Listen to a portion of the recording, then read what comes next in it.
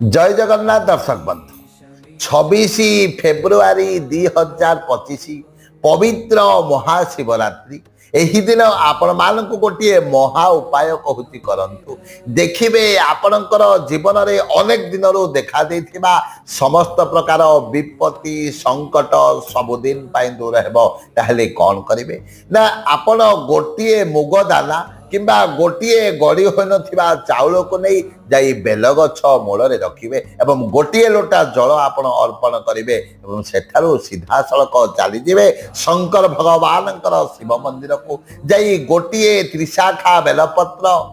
एवं गोटे कनियर फूल एवं गोटे दुब को शंकर भगवान शिवलिंग उपर अर्पण कर दिंतु एवं सेठारे किछि समय बसी आपणकर समस्या भगवान को जनातु एवं मने मने ओम नमः शिवाय एही मंत्र को उच्चारण करंतु देखिबे।